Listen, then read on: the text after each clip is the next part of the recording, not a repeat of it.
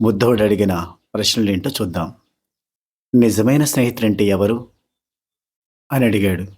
అందుకు కృష్ణుడు, నువ్వు ఆపదలో ఉన్నప్పుడు నీ పిలుపు కోసం ఎదురు చూడకుండా వచ్చి సాయం చేసేవాడు అని చెప్పాడు.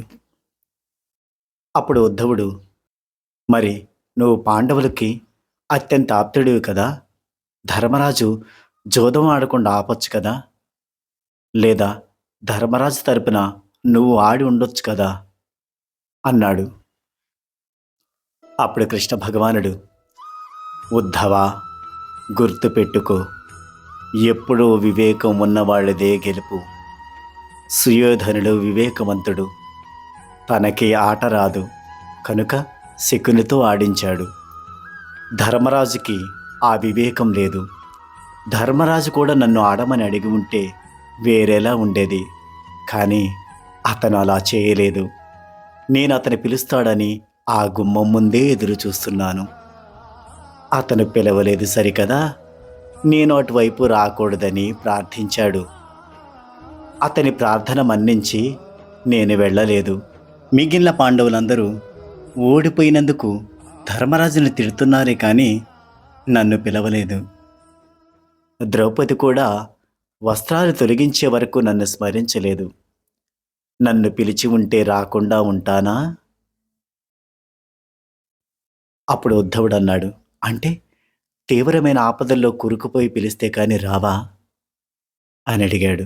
అప్పుడు కృష్ణ భగవానుడు, జీవితంలో జరిగే ప్రతీదీ కర్మానుసారం జరుగుతుంది. నేను కర్మను మార్చలేను, కానీ మీ పక్కనే ఉండి ప్రతీదీ గమనిస్తూ ఉంటాను. అప్పుడు ఉద్ధవుడు అన్నాడు, అంటే మా పక్కనే ఉండి మేము కష్టాల్లో ఆపదల్లో చిక్కుల్లో కూరుకుపోతుంటే చూస్తూ ఉంటావే తప్ప ఏమీ చేయవా అని అడిగాడు. అప్పుడు కృష్ణ భగవానుడు, ఉద్ధవా, ఇక్కడే నువ్వు విషయం అర్థం చేసుకోలేకపోతున్నావు. నేను పక్కనే ఉన్నానని నువ్వు గుర్తించగలిగితే అసలు తప్పు ఎలా చేయగలవు? కానీ మీరు నేను ఉన్నాను అనే విషయం మర్చిపోయి నాకు తెలియదు అనుకొని ప్రతిదీ చేస్తుంటారు. అందుకే ఇబ్బందుల్లో పడతారు. అప్పుడు ఉద్ధవుడు ఆశ్చర్యచకితుడై, అయితే కృష్ణ, మేము తప్పుదారి పట్టి పాపాలను మూట కట్టుకుంటుంటే నువ్వలా దగ్గరుండి చూస్తూ ఉంటావా? మమ్మల్ని అడ్డుకోవా? ఇదెక్కడి ధర్మం అని ప్రశ్నించాడు. దానికి కృష్ణ భగవానుడు,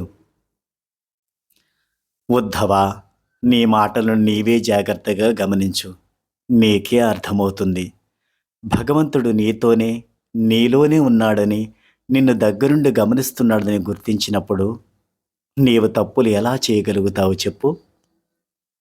ఈ సత్యాన్ని మర్చినప్పుడే మానవుడు తప్పుదారి పడతాడు, అనర్థాలని కొని తెచ్చుకుంటాడు. ధర్మరాజు జోదం గురించి నాకు తెలియదనుకోకపోవడమే తాను చేసిన మొదటి తప్పు.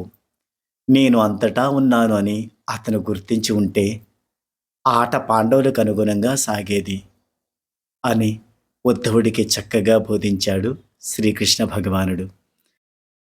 కృష్ణుడు బోధించిన మధురమైన గీతను విని ఉద్ధవుడు ఎంతో ఆనందించి తన సంశయాలన్నిటినీ తీర్చినందుకు కృతజ్ఞతాభావంతో కృష్ణుడికి నమస్కరించాడు.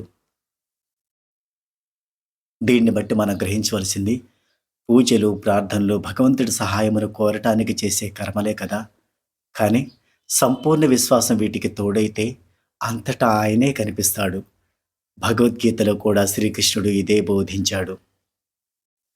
యుద్ధంలో అర్జునుడికి కృష్ణుడు రథసారథిని వ్యవహరించి అతనికి కర్తవ్యం బోధ చేశాడే కానీ అతని బదులు స్వయంగా యుద్ధం చేయలేదు. అలాగే మనలో ఉన్న భగవంతుని గుర్తించి ఆయనను మన జీవన రథసారథిగా చేసుకుంటే మనకు కూడా అర్జునుల్లా అన్నిట్లో తప్పక విజయం కలుగుతుంది. మన మంచి చెడులను ఆ భగవంతుడే చూసుకుంటాడని నమ్మాలి. ఆ నమ్మకమే మనని అన్ని వేళలా కాపాడుతుంది.